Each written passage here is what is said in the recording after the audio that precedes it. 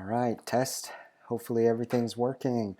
Hello, 학생 여러분. Welcome. This is College English 1, 대학 영어 1. So I want to welcome you guys all to College English 1. Yay. So this video is for week 1. And this is for all of my 5 classes, 9045. This is my Monday Seoul campus class. Hello, hello, hello. This is for class 9048, and this is my Tuesday Seoul campus class. Hello, how are you doing? This is for class 0118, and you guys are my only Suwon campus class. Hi, how are you? And this is for class 9051 Wednesday Seoul campus class. Hello, how's it going? How are you? Good? Fine, thank you. And you? And this is for 9055, my Thursday Seoul campus class. What's up? Peace. How's it going? Okay, everybody, once again, welcome to my class. I am your professor, okay? My name is Ernest Lee. Can you try to say that? Ernest Lee. Okay, good job, good job. I can't hear you, but good job anyways. You can call me just simply, if you want, you can call me Ernest Teacher, or you can call me Mr. Lee. So once again, you can call me Ernest Teacher, or you can call me Mr. Lee. And this is the video for week 1, College English 1, 대학 영어 1. Okay, before we start the video, I want to tell you guys that there is some homework already. The homework, you have to go to my G Drive. Okay, you go to my G Drive and then you have to download the document and then you fill out the document. Do not email it to me. What I want you to do is I want you to fill out the document. I want you to print it and I want you to bring it to our first class together. Okay, so once again, there is homework. You go to my G Drive and then you fill out the document and you print the document and you bring it to class. Okay, what is the G Drive web address? I will tell you later at the end of the video. Okay, so wait, listen, watch the whole video, and at the end, I will give you the web address for the Gmail, for my Google Drive account, and then you can download the document there. So watch this whole video. The document web address will come at towards the, not at the very end, but towards the end of the video. So anyways, what I want to do, of course, is, what I want to do, of course, is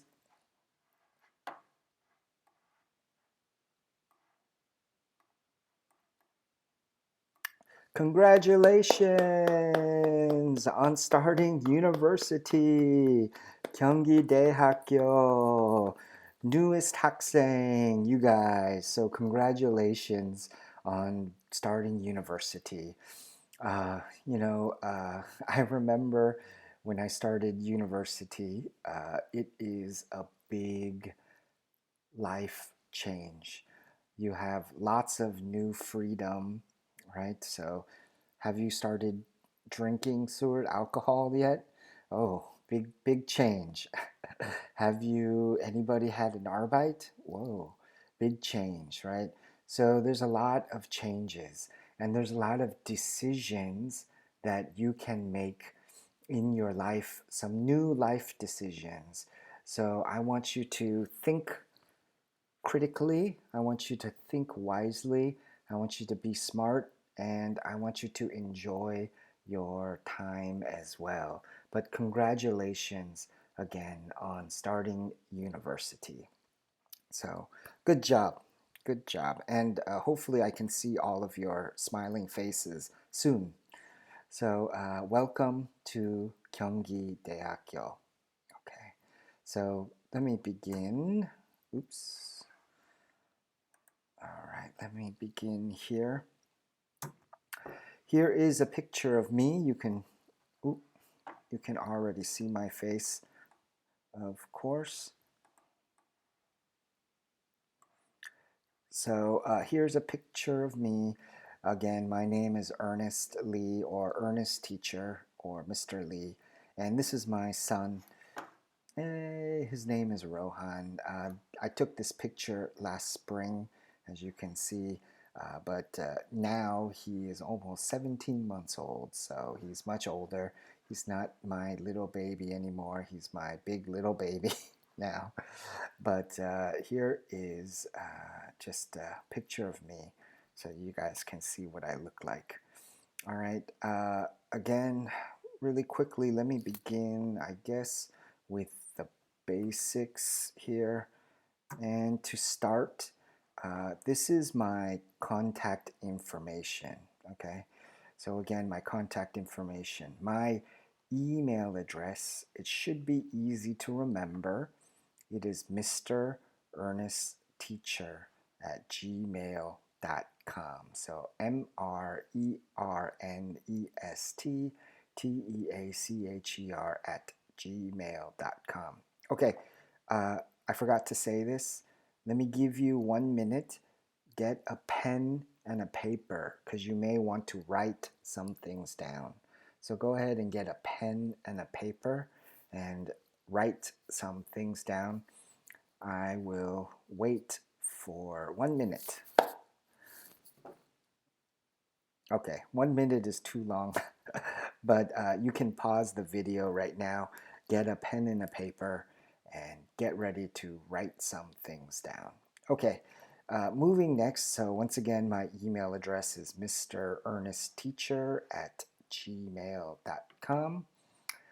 If you want to contact me via Kakao, my Kakao ID is Ernie Lee. So, 영어 이름 큰 거, 작어, Ernest and Ernie, right? So my Kakao ID is Ernie Lee, right? Once again, ERNIELEE. And I do have an office. My office is at Seoul campus. My room number is 1601. So once again, I do have an office. Suwon campus students, sorry about that. My office is in Seoul. Again, it is room 1601. Okay, so let's kind of begin. What is College English 1? 대학 영어 1. What is it? Can you guess? Okay, 생각, think about it right now. What is it about? Any ideas? Do you know?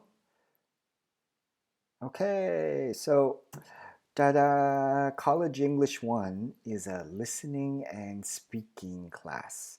So, in your imagination, when you think about a English class, I think College English 1 is your 생각, your 보통 생각, right?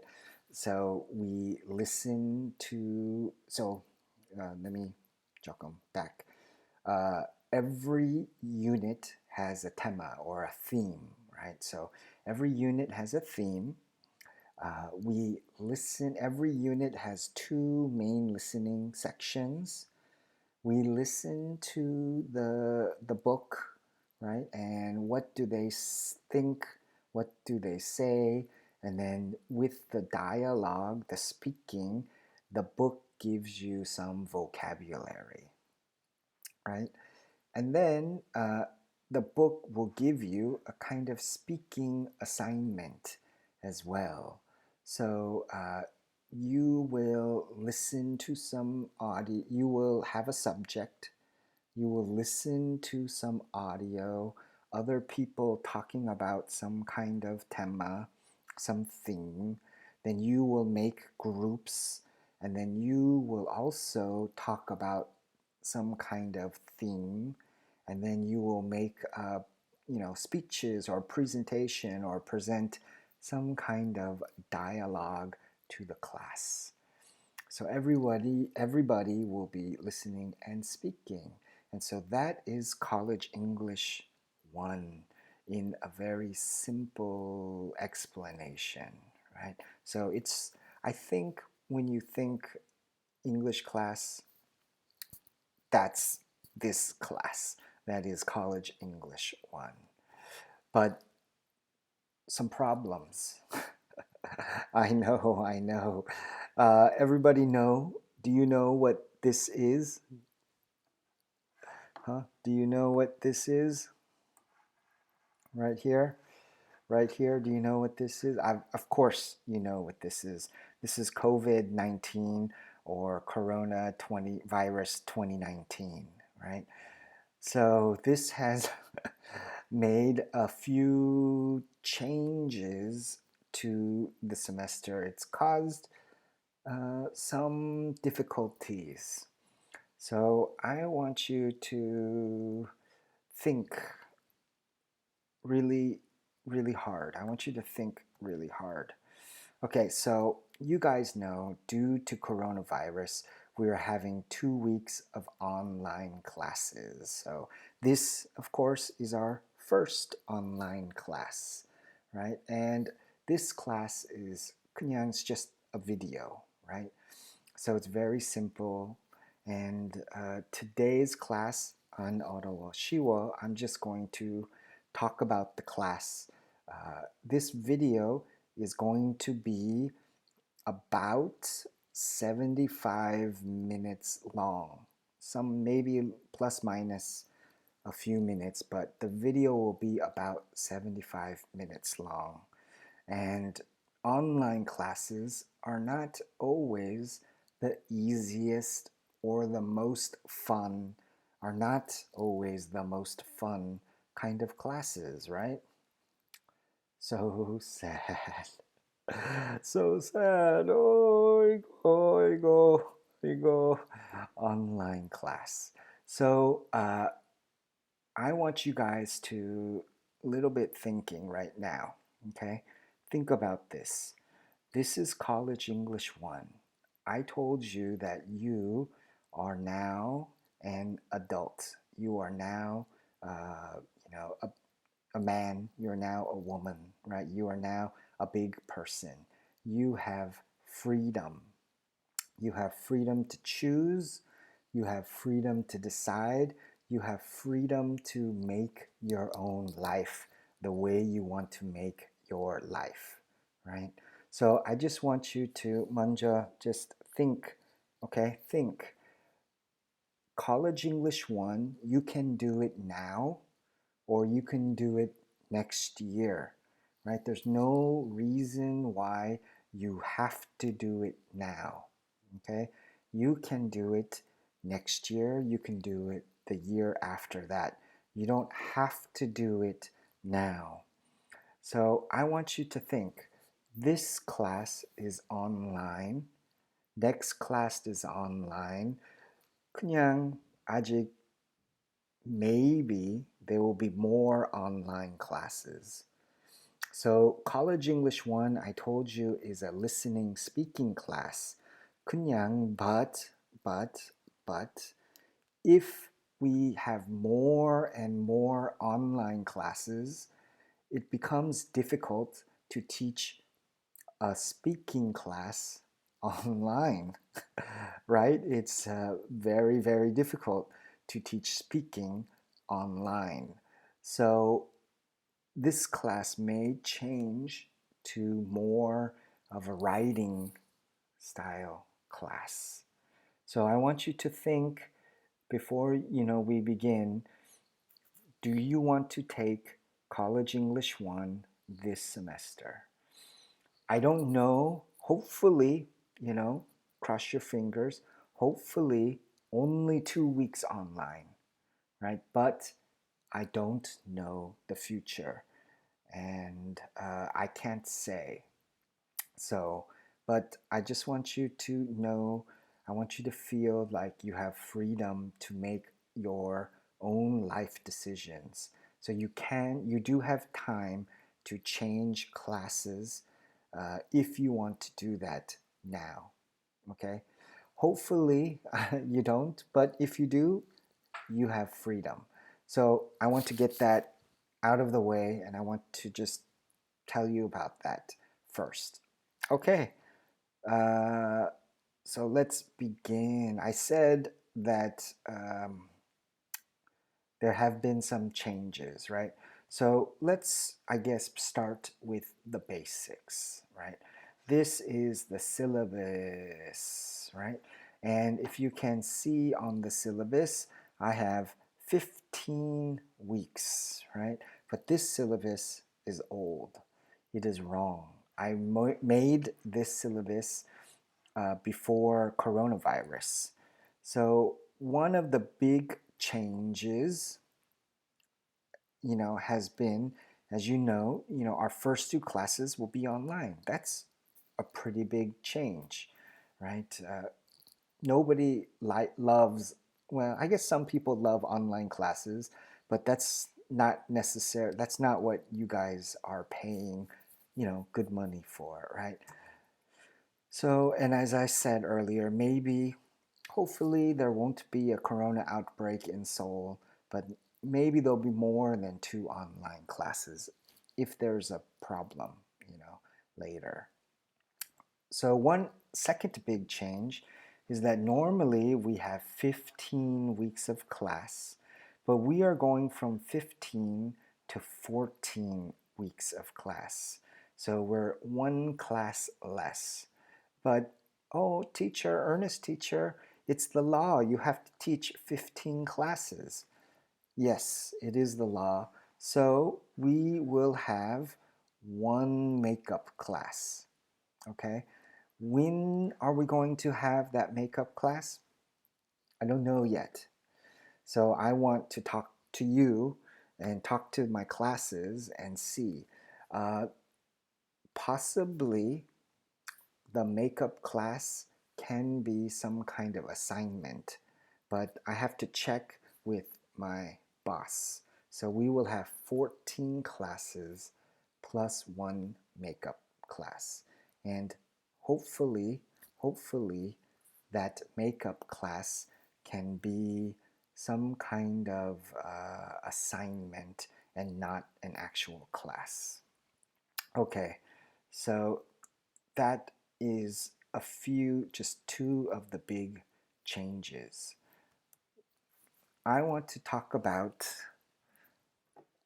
I guess, the class a little bit. Of course, we have the midterm exam, right? The midterm exam, it's the delicious ice cream at the center of your semester. Yummy, yummy, right? You like the ice cream sandwich? Anyways, just kidding. The midterm will take two classes, right? There'll be a listening part to the midterm exam, and there will also be a speaking part to the midterm exam. Okay, so one more time, there's two parts, a listening part and a speaking part, right?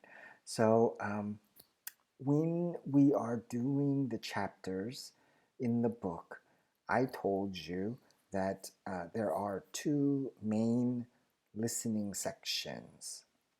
So the the midterm exam, there's going to be no new listening sections. It's going to be the same as from the class, right? And then there will also be a speaking part. And so I told you you will have some group and you're going to make some kind of dialogue or make a situation or tell a story. And then there's a tema or a theme for every chapter. So the speaking, I am going to give you some questions and I'll give you a list how many questions? I don't know, but I will give you some questions and you will study those questions and then I will random. It'll be totally random. I will give you some of the questions, and that is the speaking part.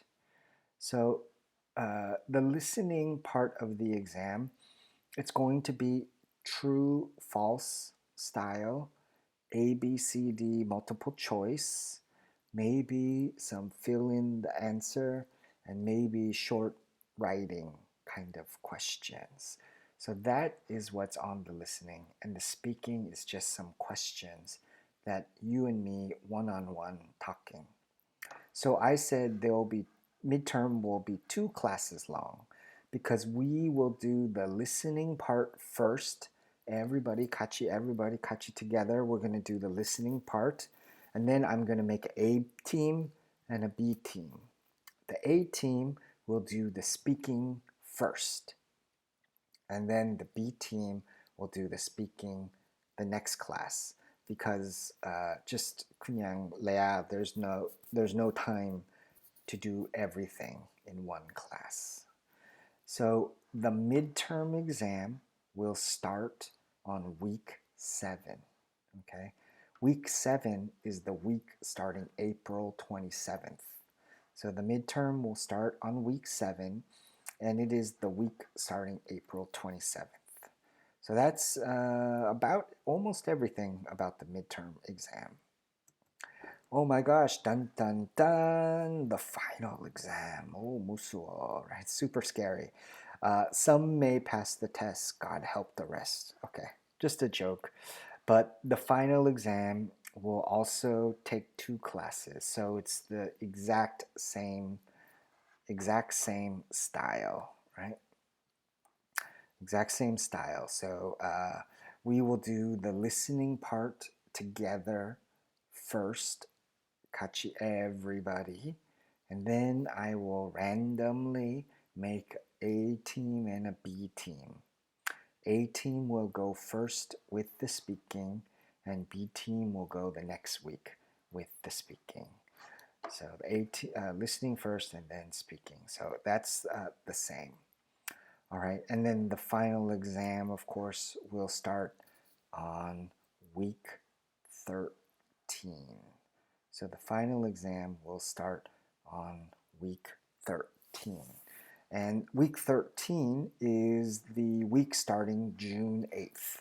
So our week 13 is June 8th. So hopefully that tells you a lot about the midterm exam as well as the final exam. So good luck on those. Don't worry. 걱정하지 마. Okay, everybody can pass this class. So 걱정하지 마. Everybody can pass this class. But oops. Let me go to the next slideshow. Of course, you guys want to know about your grades. How does Ernest Teacher make your grades for College English 1? Okay, there are a few ways that I make the grade. Okay, so simple. The first way is I count attendance, right? Attendance, 한국말, what is that? 추적, 추적. Attendance, right? / participation. Okay, so your attendance is 20% of your grade. Okay, or 생각, or you can think it is worth 200 points. So attendance is 20% of your grade or 200 points. And then there is homework, right? Homework is also 20% of your grade or 200 points, okay? So 20% or 200. That is 40%, right? What else? What else is there? Of course, midterm exam, right? The midterm exam is worth 30% of your grade or 300 points. Okay, so 30%. What's the next thing? Of course, it's the final. It is also worth 30% or 300. So, kachi, let's do the math. 20, 40, 70, 100.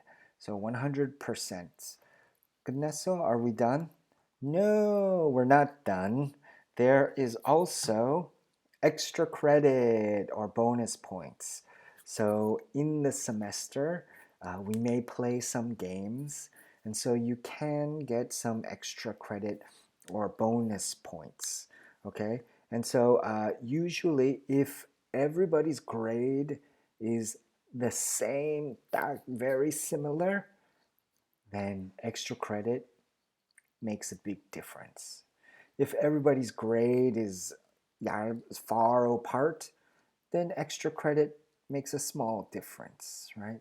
So every class is different. I don't know, but extra credit can help some people in the class. And it's a good idea to work hard for the extra credit. The extra credit is kind of if there's any kind of writing, it may be like rewriting, but mostly it's like games and stuff that we play in the class. Okay, so that is everything about grades. But still, what do you mean attendance? Oh, total points is, you can say total points is 1,000, right? 20, 200, 200, 300, 300, 1,000. So what do you mean by attendance? What do you mean by 200 points? 어떻게, how do you make the 200 points? Good question. Okay, so as I said, 20% or 200 points. So just 같이 think with me, okay? Think with me. We have 14 weeks of class. 잠깐만. My coffee. Okay, so just think we have 14 weeks of class. Okay. First of all, very first of all, if you miss 4 class absence, same as miss. If you miss 4 classes, automatically F grade. Okay? So if you miss 4 classes, it is an automatic fail. Okay? This is not Ernest Teacher's rule. This is 경기대학교's rule. Okay? So not my rule, but it is the school's rule. So once again, easiest way to fail my class is if you miss 4 times. So 4 absences is an automatic F grade. So if say you have to go to some MT, right? Say you have to go to some event. So you miss my class, but you are going to get some kind of document that says, oh, I went to MT, or I did some 학교 event, or something like that. So if you have some excuse document, okay, so then it doesn't count as absence, okay, but excuse documents must come from the school or from military. Okay, so all excuse documents must be 학교, 도장, 종이, whatever, or from you men, you guys. Some of you may be going to the military soon, so some of you may have to do that. Some of you may be ROTC. So if the excuse documents must come from school or the military. If 경기대학교 does not excuse you, then Ernest Teacher does not excuse you, right? Minus military, okay? So I just want you to know, 4 absences, automatic fail. Excuse documents must be the 학교, 도장, 종이, paper, document thing. Okay, so yeah, if you have an excuse document, you will not be considered absent but you will lose attendance points. Attendance points. How do you, what attendance points? So this is what I'm saying. Just 같이 생각 with me. If you come to class, you get 1. Okay. If you don't come to class, you miss class, you get 0, right? Nothing. 늦게, if you're late to class, you get 점 5. Okay? But if you don't come to class, but you have that excuse document, that 학교 도장 paper, then your attendance points is 0.75. So you didn't listen to the class. So I'm basically, it's like taking away 약간, a little bit of participation. So if you don't come to class but you have an excuse, your point is 0.75, but it does not count as an absence. So if you have the paper and you miss 3 classes, the paper does not, if you have the paper, it's not like 4 classes. So just so you know. Okay. So let me give you an example. What does these numbers mean? Let me give you an example. Say in the semester you missed 1 class. Okay. Let's imagine that you were late 2 times and that you have 1 excuse paper, 1 excuse document. You have 1 excused absence. So what that looks like is this. So this is our gacha class. This is a 14 weeks class. So you missed 1 class, right? You missed class, that's 0. You were late 2 times. Late is 0.5, so that's 0.5, 0.5. And you have 1 excuse document, 1 excused absence, so that's 0.75. So 같이 count 1, 2, 3, 4, 5, 6, 7, 8, 9, 10, 11, 12, 13, 14. Okay, let's just pretend there's 14 classes. Okay, so your point total is 11.75. 11.75, how good 200 points? And you go, 뭐야, what is that? Okay, if there is 14 classes, 11.75 divided by 14 equals 83.9%, right? 83.9%. 그냥 83.9, 200 points. This 아직 still doesn't make sense, right?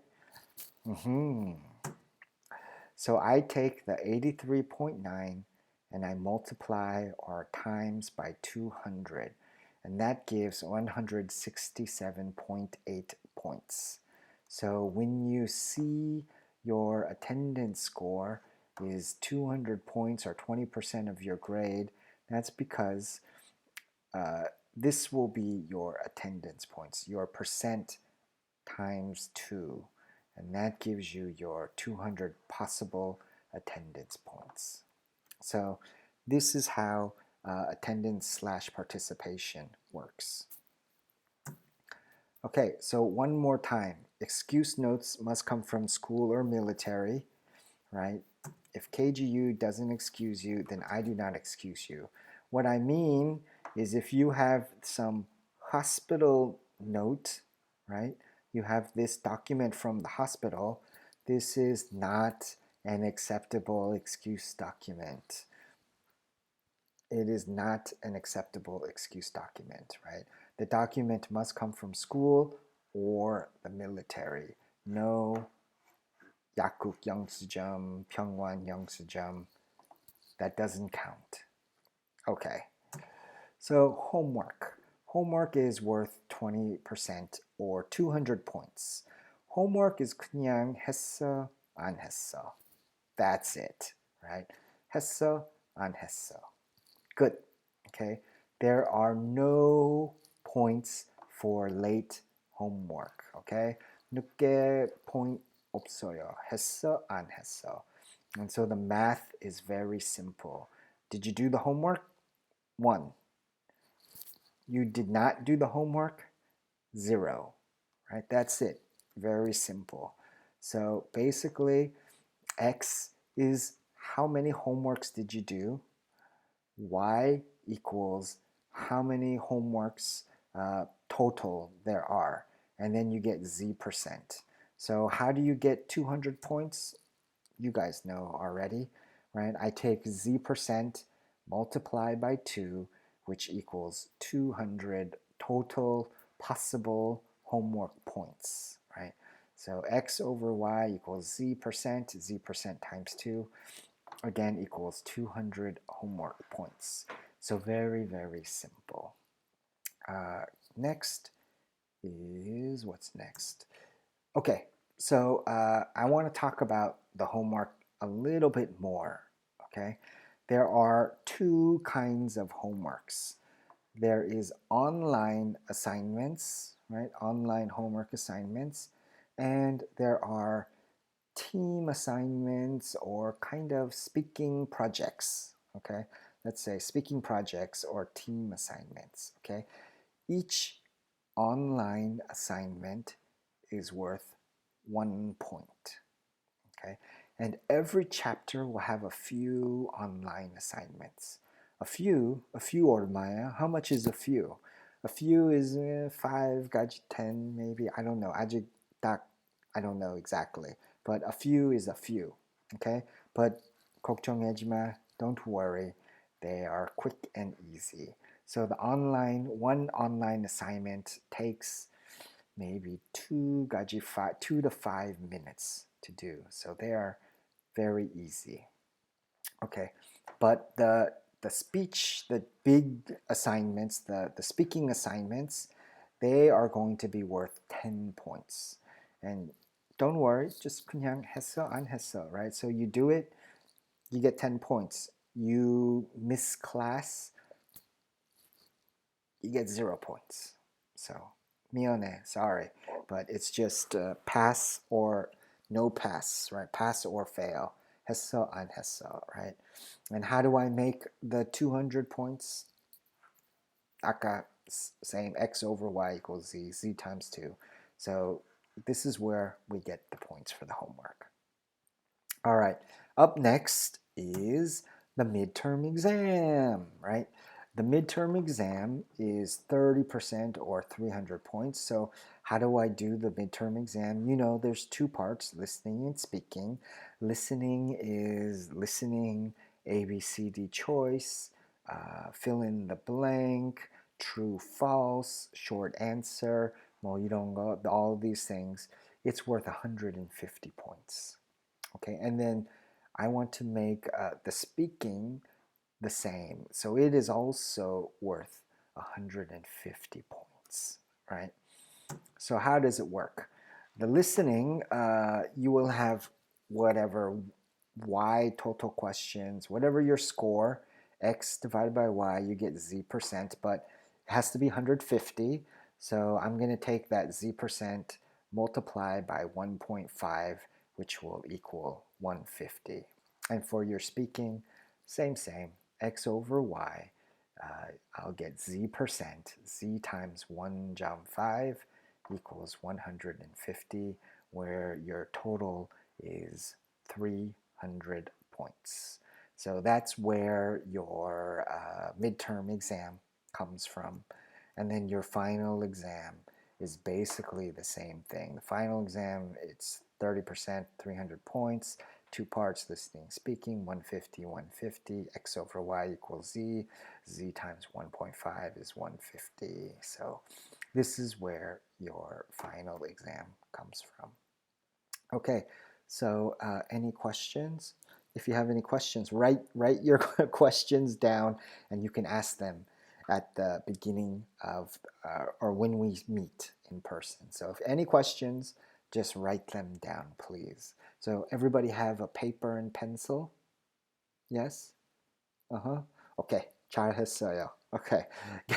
If you don't have a paper and pencil, pause, get paper and pencil. Okay, next I want to talk about the textbook. Okay, this is the textbook here. It is, let me give you the important information. The important information about this textbook is that it is called North Star 2, Listening and Speaking. Okay, 조심해. There is North Star 1, there's North Star 2, there's North Star 3, there's North Star 4, there's many North Stars. It is North Star 2, okay? This book is listening and speaking. There is listening and speaking, there's reading and writing, there's ding, ding, ding, ding. So just 조심해, right? To listening and speaking. Plus, it is the 4th edition. So there's edition 1, edition 2, edition 3. This is the 4th edition. So make sure you get the right edition, right? How do you know if you have the right edition? You can, of course, look, but also look at the author's name, author item. So Robin Mills and Laurie Fraser. Okay, Robin Mills and Laurie Fraser. I think Robin Mills and Laurie Fraser are the writers of the 4th edition. So if you see different writers, then it's not the 4th edition. Even though the name may be correct, if it's not these authors, it is not the 4th edition. So this is North Star 2, Listening and Speaking. Okay, 4th edition, Robin Mills and Laurie Fraser. So buy the textbook, please, right? So we will have online homework, I think, starting week 3. So right now, somebody told me the textbook 이미 sold out. Okay, so 걱정하지 마. We're not gonna. If you can buy it now because 다음 주, next week, we're going to start unit 1. Okay, 걱정하지 마. 없으면, if you don't have the book, then you can 종이. It's just 좀 귀찮다. You have a 종이, and then I show you on the screen, and then you handwriting. So it's not impossible. You know, it's okay, but if you don't have the book, 약간 귀찮다, right? So buy the textbook as soon as you can. We will have online homework starting week 3. One more time, write it down. Write it down. This is the important information. Okay? Okay, 잘했어요. So let's go a little bit further.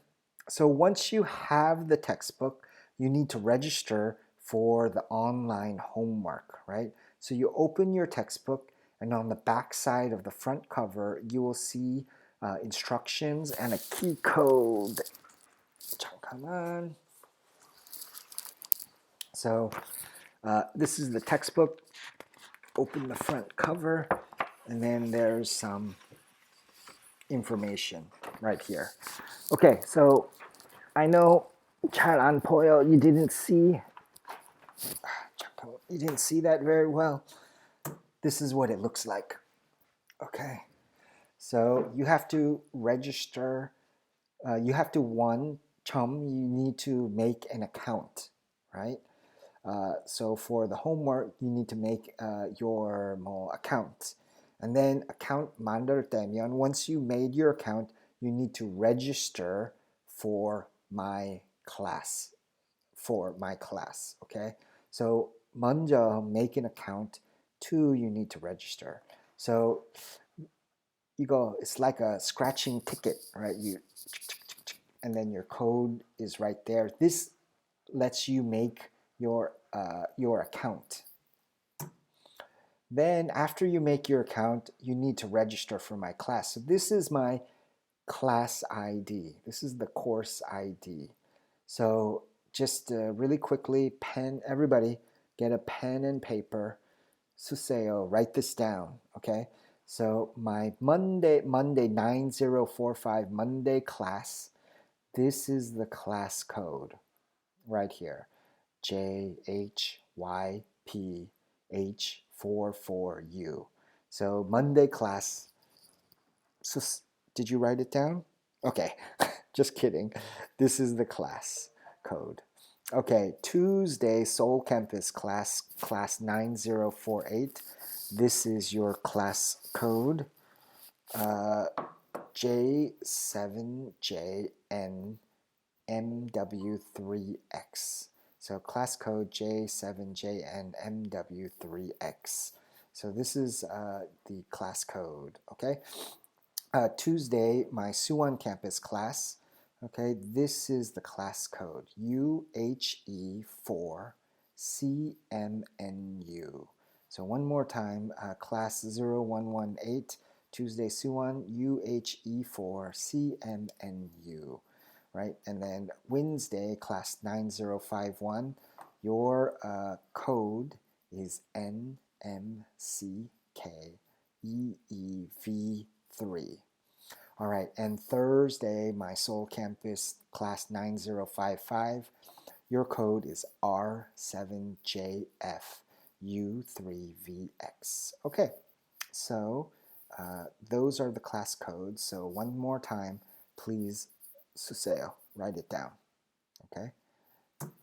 All right, when you make your account, your username, put your idiom, your Hangul idiom, put your name. Like my Ernest Teacher's Korean name is Lee Soon-jun, right? That's my Korean name. And then last name, put your hakbun, put your student number, okay? Because when I am grading, it's easier for me to have your Hanguk idiom and your student hakbun, because then I can know. It's easier. So please put your full name and then put your hakbun part of your last name. Okay, so I'm going to play 4 videos that show you how to register for the account. So just really quickly, so watch these videos, okay, and all right, have a good time. So 잠깐만, I'm going to turn off my mic and I'll play the video.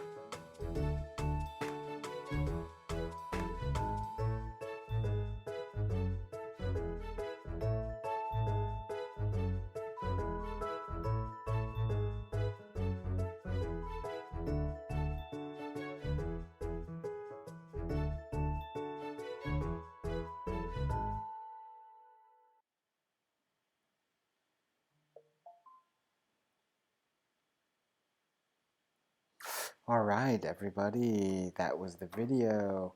Okay,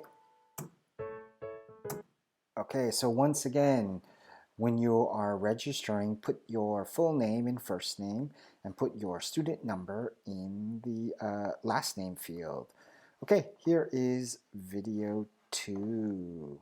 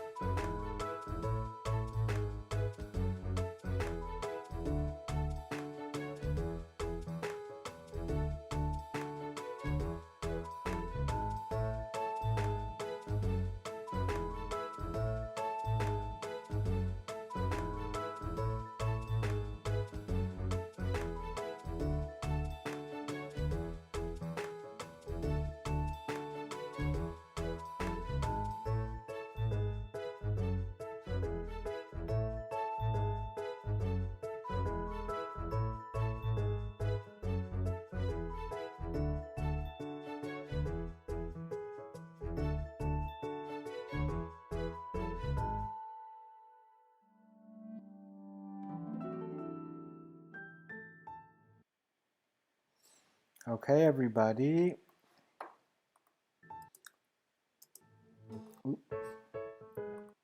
Here is video 3. So this is how you make an account using the product code from the back of your book, from the back of the front page.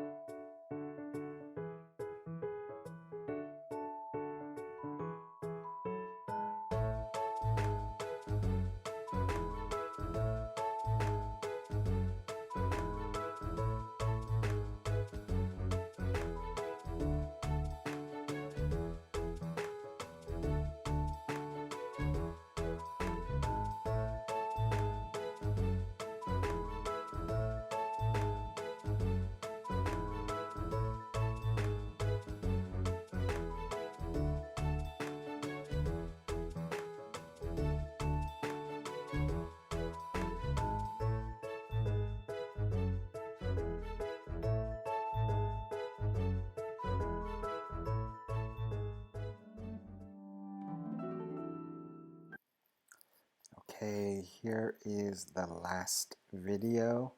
Oop. All right, and this is how you use the class code to join in.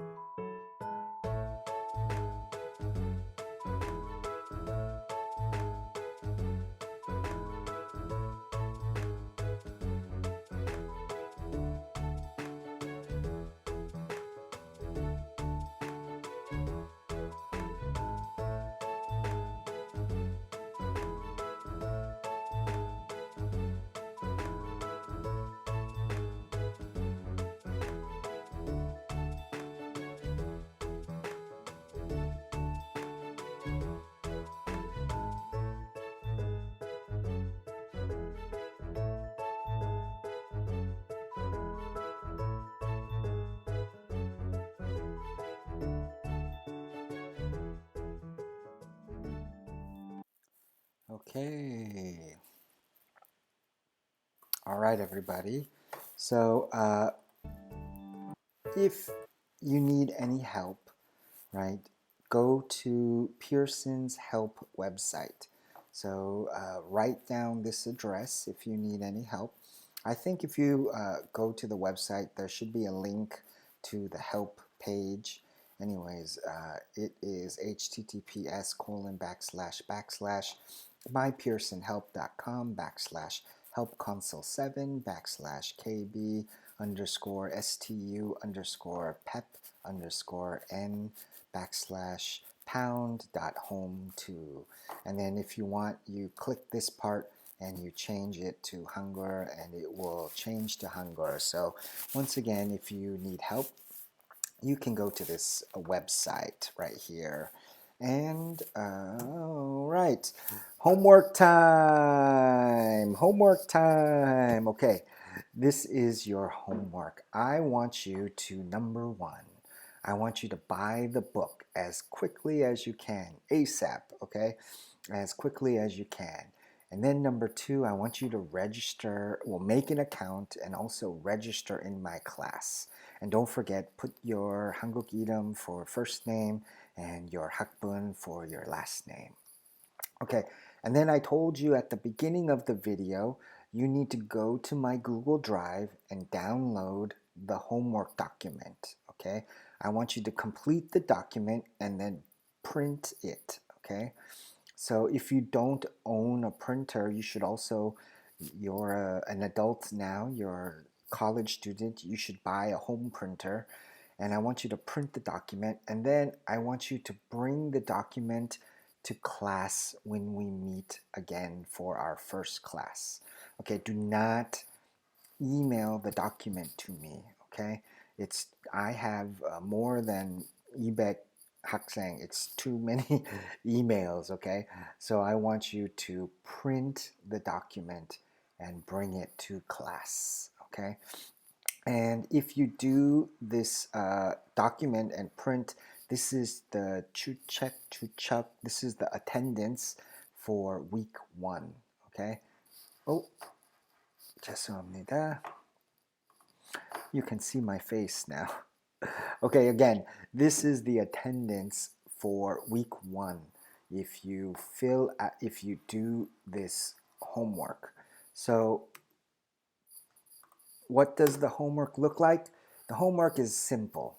It looks like this. It's kind of just like introduction page. Okay? So 잠깐만. So if you, okay, this is the link. Okay, 수세요. Write this down, please. This is the link to download the document. 미안해, it's a long email address.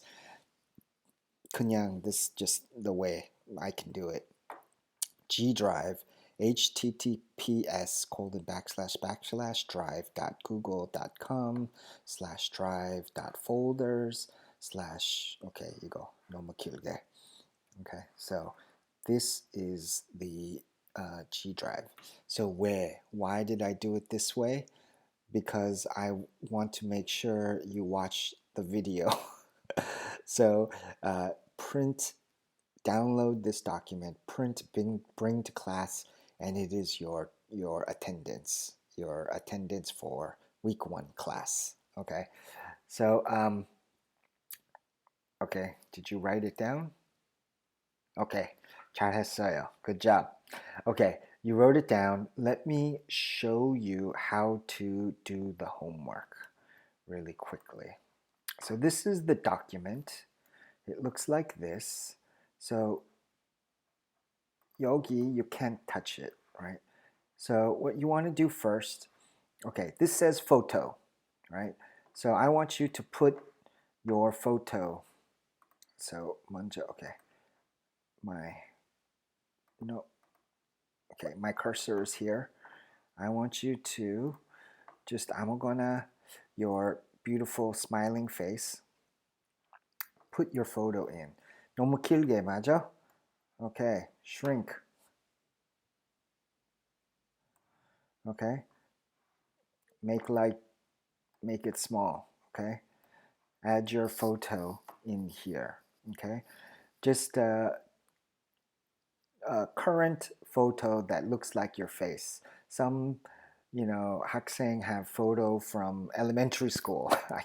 I don't know who that is. I want to see your 얼굴, and when I make grades, I want to know you. So then first name, last name. So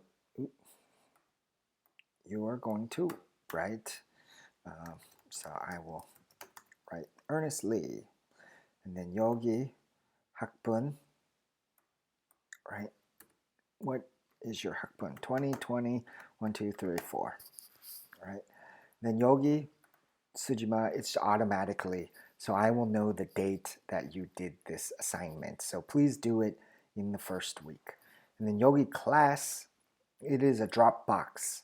So I want you to pick your class. Okay, I'm going to whatever is your class, look at the number and pick that class. So let's just say we are Thursday class. Hello, Thursday class.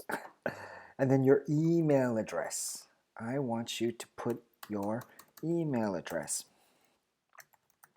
Mr. Ernest Teacher, at gmail.com. Okay, put your 진짜 email address because 나중에 later I'm going to email you, and that's so I need your current email address. Okay, so instruction, try to use full English sentences when answering the questions. Do not email this to me, print and bring to class. So 여기, this is where you're going to be doing some writing. What is your major? And why did you pick your major? All right, my major is, what's a good major? My major is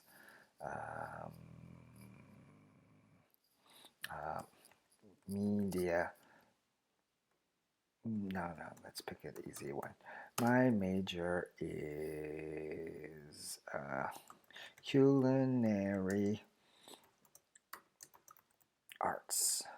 Culinary arts, 몰라면, it's the cooking major, right? I love to make people happy with food, and cooking is my hobby. Okay, good. Just what's your major? Why did you pick that major, right? My major is tourism management. Why did you pick tourism management? I love working with foreigners and helping people have happy vacations. I'm dead now, whatever you want. How long have you been studying English? I've been studying, studying English since I was in elementary school. Plus, I lived in Hoju, Australia when I was a child. Okay, I'm gonna just, what do you think? I went to Hagwon for many years, right? I'm gonna, what is your hometown? 어디서, where did you grow up? Same. I am from, I'm from Daegu. Oh my gosh, something. Right, I'm from 충청남도. I'm from Sodaemun in Seoul. I'm gonna. What do you like to do for fun? So this is kind of like same 추적, hobby, or just activities, right? I really love playing sports and watching movies. I like to exercise and have fun.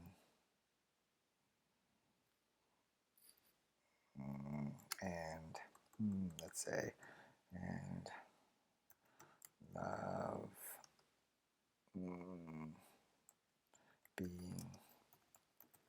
thrilled. Okay, something I'm gonna, anything like that. What is your favorite TV show or movie? My favorite movie is, okay, let's think. My favorite movie is Train to Busan. It was 이미 아직 있어. It is very exciting and also very touching, like touch my heart touching, right? It's Train to Busan. It's exciting and very touching. Who is your favorite singer or group? My favorite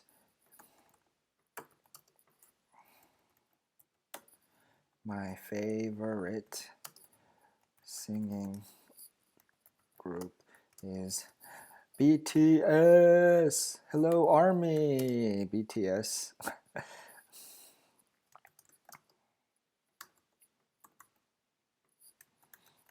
They are so lovely. I will be sad when they go to the army. Okay, I'm gonna, you fill this out, and this last question is next class. Do you want a YouTube live stream? So I am thinking about doing a YouTube live stream for next class. So if I do YouTube live stream, if you want to make a comment, that's how I'm going to do the chuchuk attendance or something. So you have to watch live. So do you want me to do a YouTube live stream? Yes or no? Hana, pick one. Okay. So next class, do you want YouTube live stream? Yes means yes. No means I do a video 비슷해. 이런 같은 거. So you just yes or no. Okay. And so remember, print this document. Okay. All right.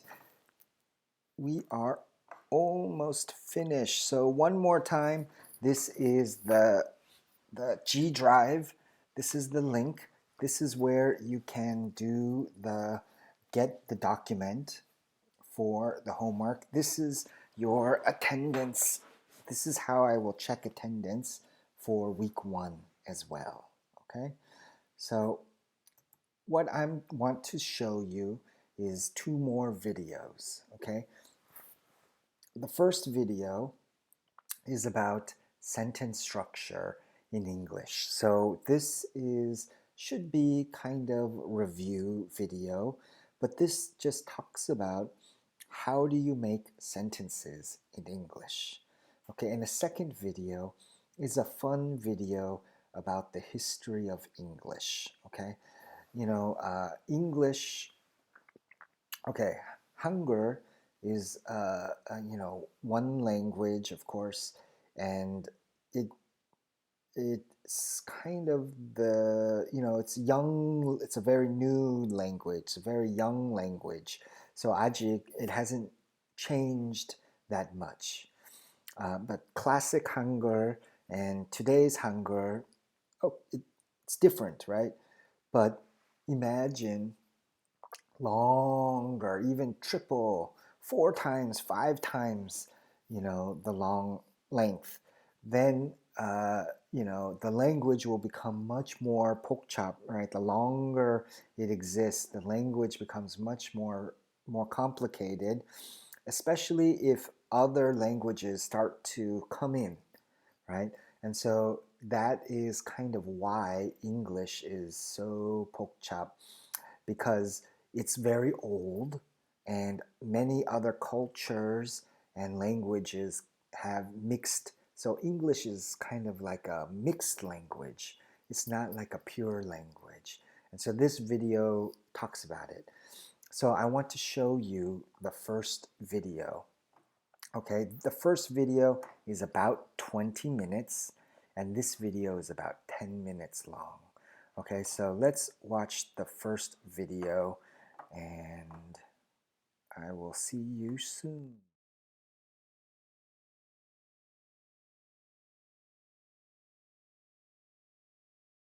Hi, I'm Olivier. Welcome to Oxford Online English. In this lesson, you can learn about sentence structure in English.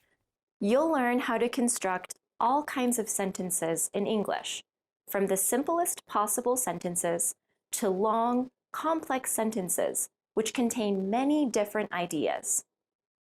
To begin, a question. What's the simplest sentence you can make in English?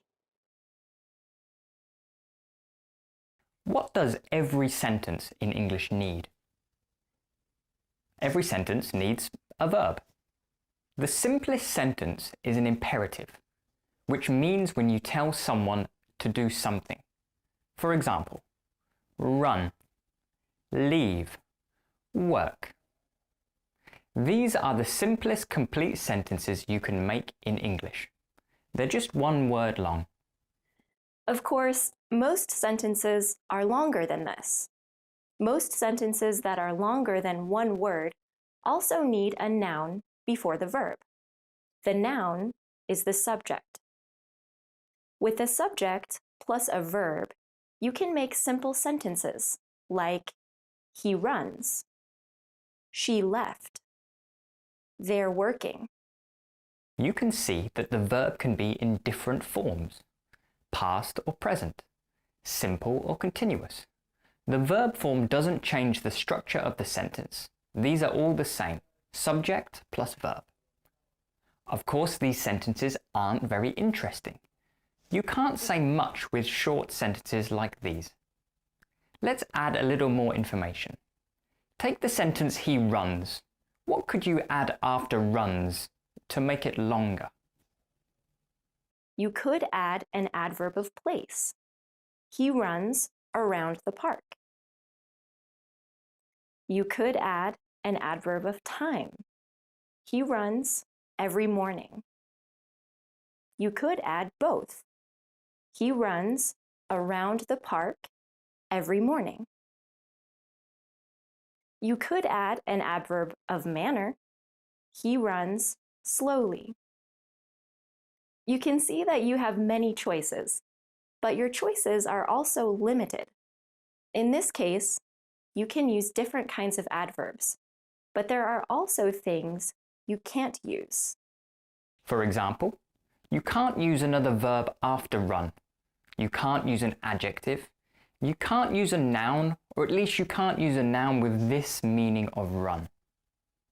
This is an important point. Let's look at it in more detail. To build grammatically complete sentences in English, there's one important question. What needs to come next? For example, you saw the sentence, he runs. That's a complete sentence. You can put a full stop after runs, and it's correct. It's very basic, but it's correct. What about these? She likes. He wants. We go. These aren't complete sentences. Can you explain why not? They aren't complete, very simply, because they aren't finished. Look at the first sentence. She likes. She likes what? She has to like something. He wants. What does he want? You can't just want, you have to want something. We go. Where? At this point, we want to teach you a word. Complement. The complement is the thing you add after a verb to make a sentence complete. A complement can have many different forms. It can be a noun, a verb, an adjective, or an adverb. These things can be single words or phrases. For example, when we say noun, we also mean noun phrases. So, Table is a noun, and the wooden table, which my grandmother gave me, is also a noun. Both nouns refer to one object, one table. For this lesson, a noun can be one word or a phrase. Okay, let's practice. Look at the first sentence. She likes. How could you finish this? What are the possible complements? Pause the video and write down 3 endings for your sentence. Try to use different ideas and structures. Ready? Let's look at some possible answers. These are just our suggestions. Of course, there are many possibilities. She likes strawberries. She likes swimming. She likes getting up before the sun rises. She likes to listen to music while she works. You can see that there's more than one possible complement. You can use a noun, a gerund with a verb ing, which acts like a noun, a gerund phrase, or an infinitive verb with to. So you have many choices. However, like before, your choices are also limited. Only certain structures are possible. The idea of complements isn't just for the first verb in the sentence. Many words need a complement. For example, look at one of the sentences you just saw. She likes getting up before the sun rises. Technically, you can say, she likes getting up. It's a grammatically complete sentence, but you would never say it. Why not? Because it doesn't make any sense. You need more information. She likes getting up. When? Why? How? You need a complement after getting up to complete the idea. She likes getting up before.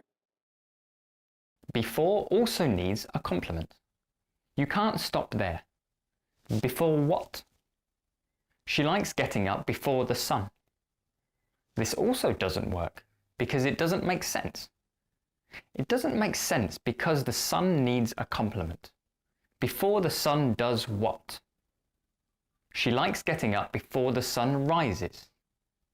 Okay, finally, we have a sentence which is both grammatically correct and which communicates meaning. What should you remember from this?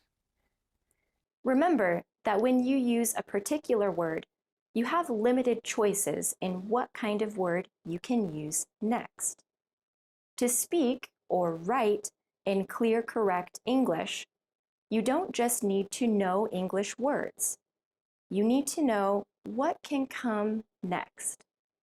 For example, with a verb like or want, it's not enough to know the verb.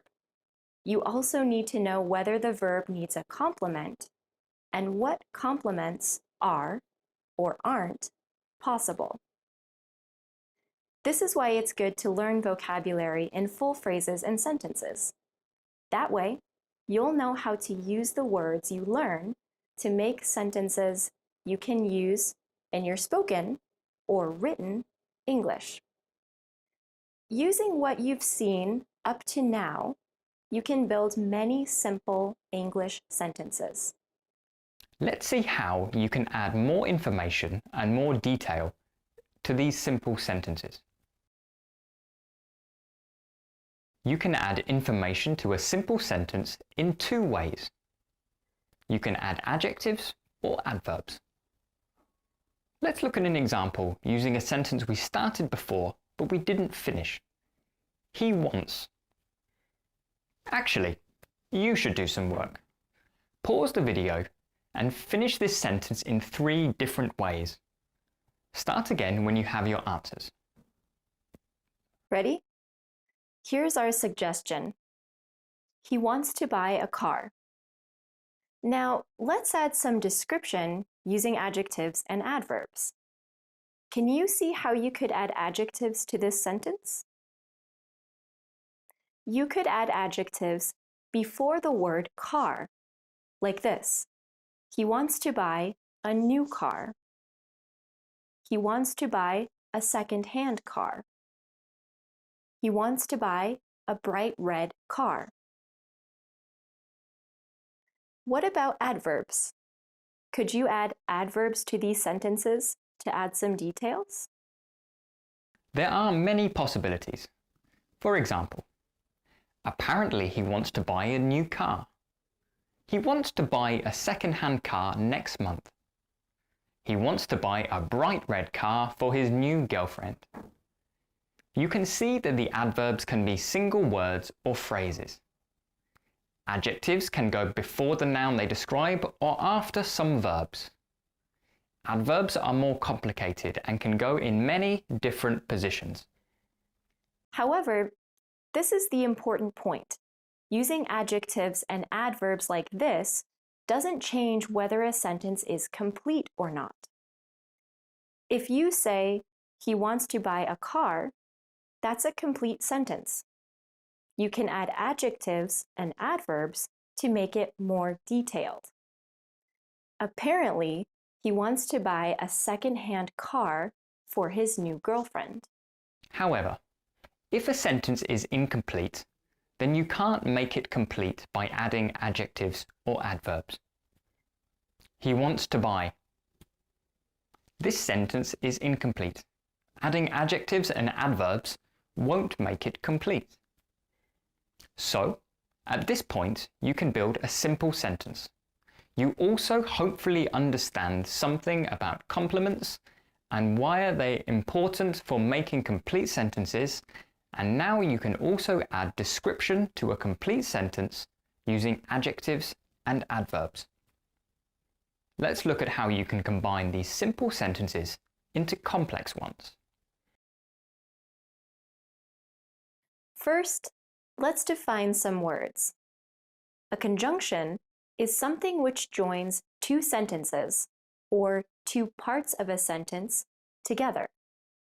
Words like and, but, if, although, because, or which are conjunctions.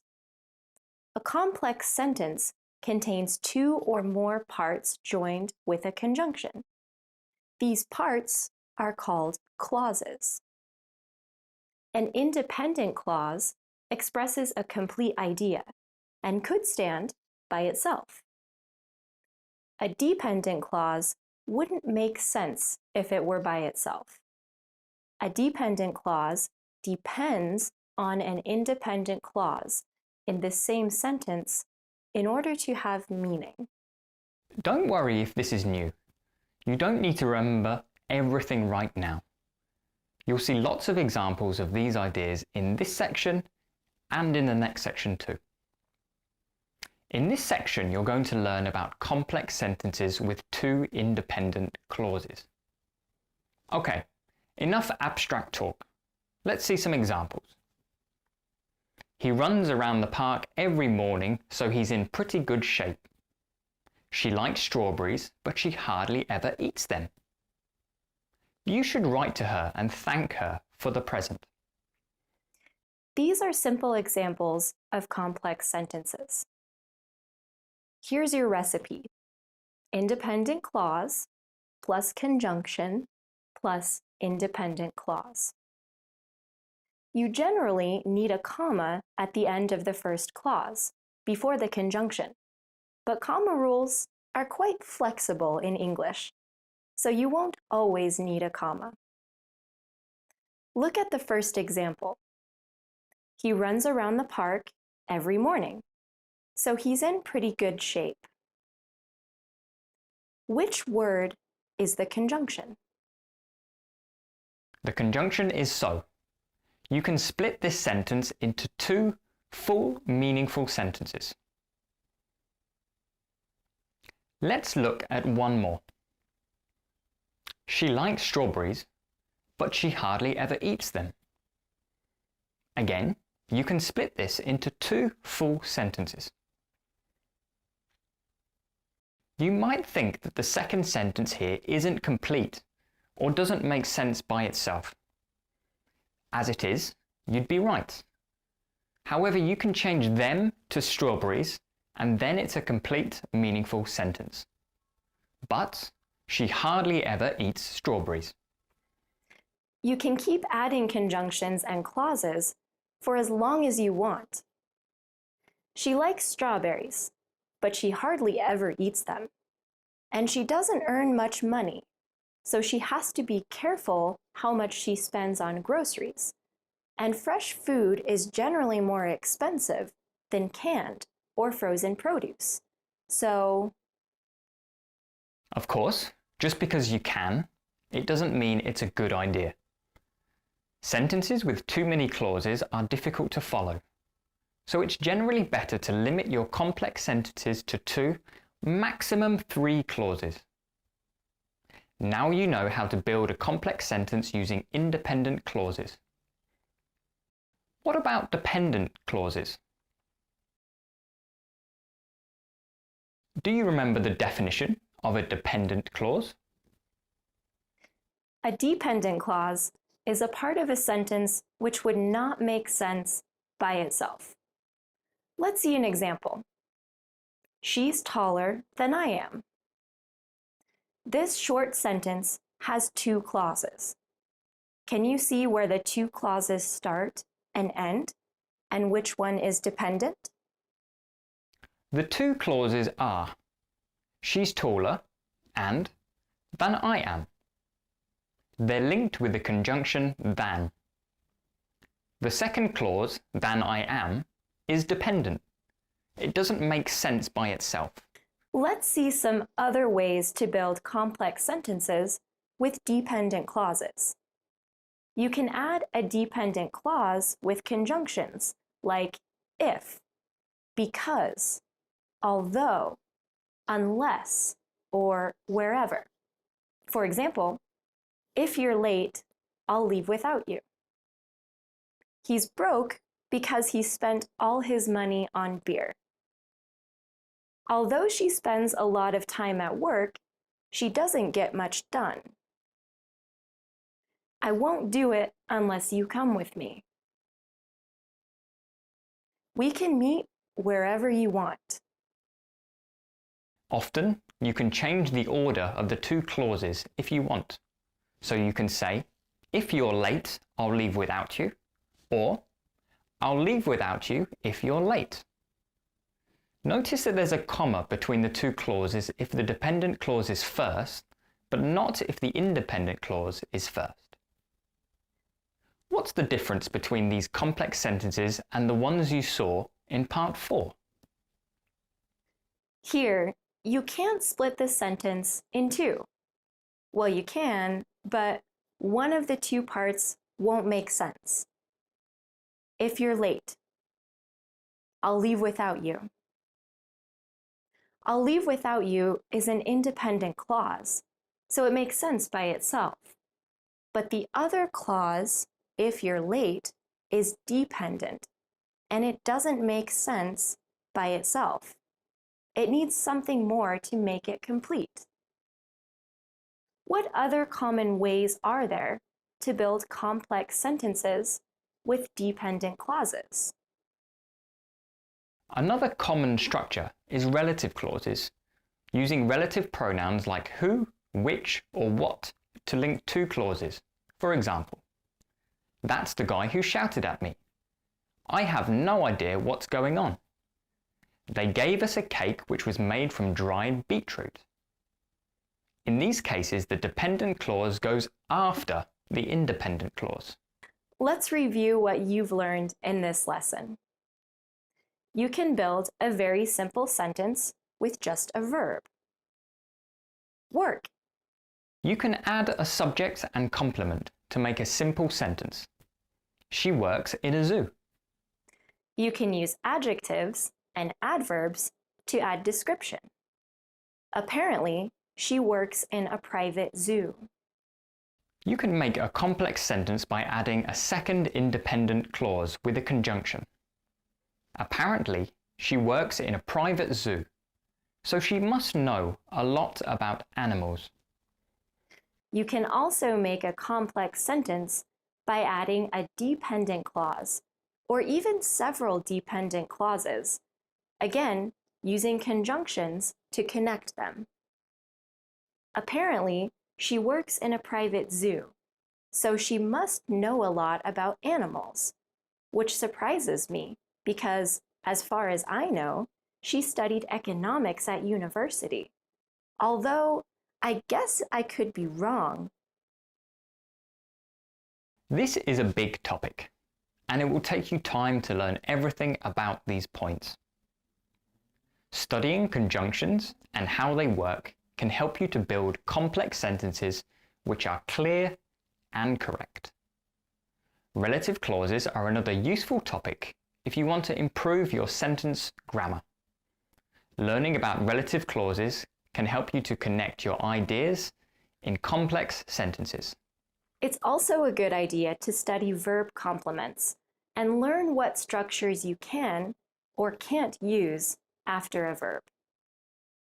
Remember that a lot of sentence structure is being able to answer the question, what needs to come next?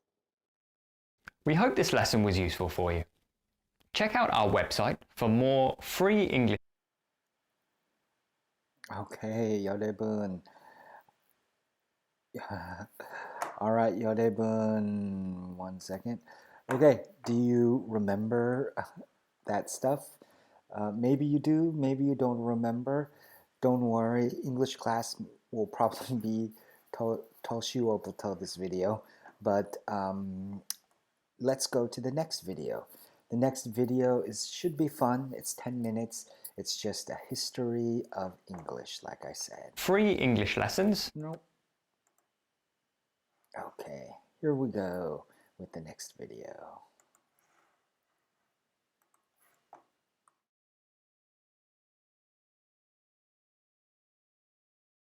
The History of English in 10 minutes. Chapter 1, Anglo-Saxon, or Whatever Happened to the Jutes. The English language begins with the phrase, "Up yours, Caesar," as the Romans leave Britain, and a lot of Germanic tribes start flooding in. Tribes such as the Angles and the Saxons, who together gave us the term Anglo-Saxon, and the Jutes, who didn't. The Romans left some very straight roads behind, but not much of their Latin language. The Anglo-Saxon vocab was much more useful, as it was mainly words for simple everyday things like house, woman, loaf, and werewolf. 4 of our days of the week were named in honour of Anglo-Saxon gods. They didn't bother with Saturday, Sunday and Monday, as they'd all gone off for a long weekend. While they were away, Christian missionaries stole in, bringing with them leaflets about jumble sales and more Latin. Christianity was a hit with the locals and made them much happy to take on funky new words from Latin like martyr, bishop and font. Along came the Vikings, with their action man words like drag, ransack, thrust and die. They may have raped and pillaged, but they were also into give and take, 2 of around 2,000 words they gave English, as well as the phrase, "Watch out for that man with the enormous axe." Chapter 2, The Norman Conquest, or Excuse My English. 1066. True to his name, William the Conqueror invades England, bringing new concepts from across the Channel like the French language, the Doomsday Book, and the duty-free Gaulois multipack. French was de rigueur for all official business, with words like judge, jury, evidence and justice coming in and giving John Grisham's career a kickstart. Latin was still used ad nauseam in church, but the common man spoke English, able to communicate only by speaking more slowly and loudly until the others understood him. Words like cow, sheep and swine come from the English-speaking farmers, while the à la carte versions, beef, mutton and pork, come from the French-speaking toffs, beginning a long-running trend for restaurants having completely indecipherable menus. All in all, the English absorbed about 10,000 new words from the Normans, though they still couldn't grasp the rules of cheek-kissing. The bonhomie all ended when the English nation took their new warlike lingo of armies, navies and soldiers and began the 100 Years' War against France. It actually lasted 116 years, but by that point no one could count any higher in French, and English took over as the language of power. Chapter 3, Shakespeare, or a plaque on both his houses. As the dictionary tells us, about 2,000 new words and phrases were invented by William Shakespeare. He gave us handy words like eyeball, puppy dog and anchovy, and more show-offy words like dauntless, besmirch and lackluster. He came up with the word alligator, soon after he ran out of things to rhyme with crocodile. And a nation of tea drinkers finally took him to their hearts when he invented the hobnob. Shakespeare knew the power of catchphrases as well as biscuits. Without him, we'd never eat our flesh and blood out of house and home. would have to say good riddance to the green-eyed monster, and breaking the ice would be as dead as a doornail. If you tried to get your money's worth, you'd be given short shrift, and anyone who laid it on with a trowel could be hoisted with his own petard. Of course, it's possible other people used these words first, but the dictionary writers liked looking them up in Shakespeare because there was more cross-dressing and people poking each other's eyes out. Shakespeare's poetry showed the world that English was a rich, vibrant language with limitless expressive and emotional power, and he still had time to open all those tea rooms in Stratford. Chapter 4. The King James Bible, or Let There Be Light Reading. In 1611, the powers that be turned the world upside down with a labour of love, a new translation of the Bible. A team of scribes with the wisdom of Solomon went the extra mile to make King James' translation all things to all men, whether from their heart's desire to fight the good fight or just for the filthy lucre. This sexy new Bible went from strength to strength, getting to the root of the matter in a language even the salt of the earth could understand. The writing wasn't on the wall, it was in handy little books, with fire and brimstone preachers reading it in every church. Its words and phrases took root to the ends of the earth, or at least the ends of Britain.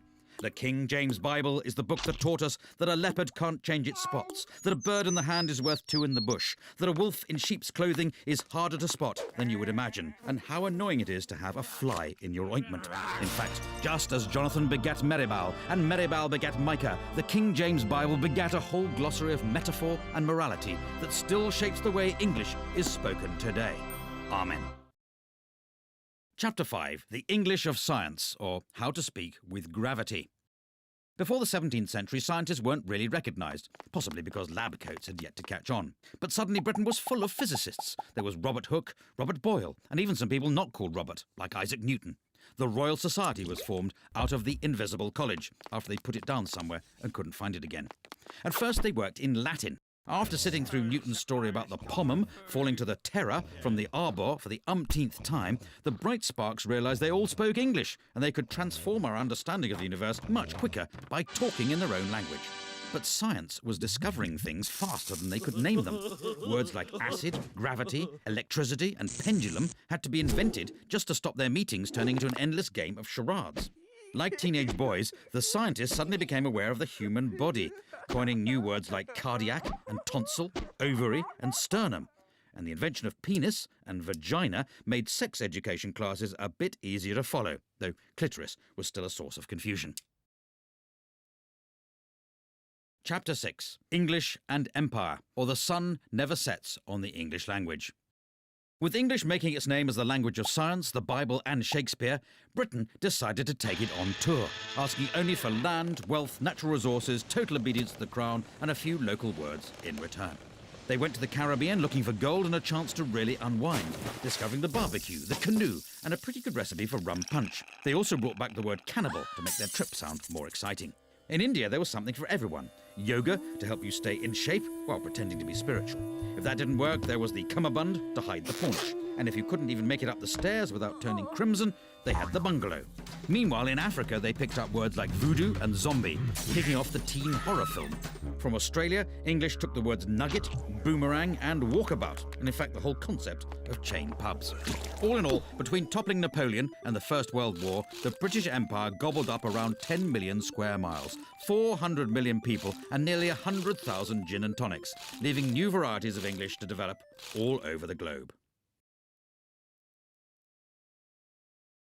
Chapter 7. The Age of the Dictionary, or the Definition of a Hopeless Task. With English expanding in all directions, along came a new breed of men called lexicographers, who wanted to put an end to this anarchy, a word they defined as what happens when people spell words slightly differently from each other. One of the greatest was Dr. Johnson, whose Dictionary of the English Language took him 9 years to write. It was 18 inches tall and contained 42,773 entries, meaning that even if you couldn't read, it was still pretty useful if you wanted to reach a high shelf. For the first time, when people were calling you a pickle herring, a jobbernowl, or a fopdoodle, you could understand exactly what they meant, and you'd have the consolation of knowing they were all using the standard spelling. Try as he might to stop them, words kept being invented, and in 1857 a new book was started that would become the Oxford English Dictionary. It took another 70 years to be finished after the first editor resigned to be an archbishop. The second died of TB, and the third was so boring that half his volunteers quit, and one of them ended up in an asylum. It eventually appeared in 1928, and it's continued to be revised ever since, proving the whole idea you can stop people making up words is complete snuff bumble. Chapter 8, American English, or not English, but somewhere in the ballpark. From the moment Brits first landed in America, they needed names for all the new plants and animals, so they borrowed words like raccoon, squash and moose from the Native Americans, as well as most of their territory. Waves of immigrants fed America's hunger for words. The Dutch came sharing coleslaw and cookies, probably as a result of their relaxed attitude to drugs. Later, the Germans arrived selling pretzels from delicatessens, and the Italians arrived with their pizza, their pasta, and their mafia, just like Mama used to make. America spread a new language of capitalism, getting everyone worried about the break-even and the bottom line, whether they were blue chip or white collar. The commuter needed a whole new system of freeways, subways and parking lots, and quickly, before words like merger and downsizing could be invented. American English drifted back across the pond as Brits got the hang of their cool movies and their groovy jazz. There were even some old forgotten English words that lived on in America, so they carried on using fall, faucets, diapers and candy, while the Brits moved on to autumn, taps, nappies and NHS dental care. Chapter 9, Internet English, or Language Reverts to Type. In 1972, the first email was sent. Soon the internet arrived, a free global space to share information, ideas and amusing pictures of cats. Before the internet, English changed through people speaking it, but the net brought typing back into fashion and hundreds of cases of repetitive strain injury. Nobody had ever had to download anything before, let alone use a toolbar, and the only time someone set up a firewall, it ended with a massive insurance claim and a huge pile of charred wallpaper. Conversations were getting shorter than the average attention span. Why bother writing a sentence when an abbreviation would do and leave you more time to blog, poke and reboot when your hard drive crashed? In my humble opinion, became IMHO. By the way, became BTW, and if we're honest that life-threatening accident was pretty hilarious, simply became fail. Some changes even passed into spoken English. For your information, people frequently ask questions like, how can LOL mean laugh out loud and lots of love? But if you're going to complain about that, then UG2BK. Chapter 10, Global English, or whose language is it anyway? In the 1500 years since the Romans left Britain, English has shown a unique ability to absorb, evolve, invade, and if we're honest, steal. After foreign settlers got it started, it grew into a fully fledged language all of its own, before leaving home and travelling the world, first via the high seas, then via the high-speed broadband connection, pilfering words from over 350 languages and establishing itself as a global institution. All this despite a written alphabet that bears no correlation to how it sounds and a system of spelling that even Dan Brown couldn't decipher. Right now, around 1.5 billion people speak English. Of these, about a quarter are native speakers, a quarter speak it as their second language, and half are able to ask for directions to a swimming pool. There's Hinglish, which is Hindi English, Chinglish, which is Chinese English, and Singlish, which is Singaporean English, and not that bit where they speak in musicals. So in conclusion, the language has got so little to do with England these days, it may well be time to stop calling it English. But if someone does think up a new name for it, it should probably be in Chinese. All right, everybody, welcome back. So,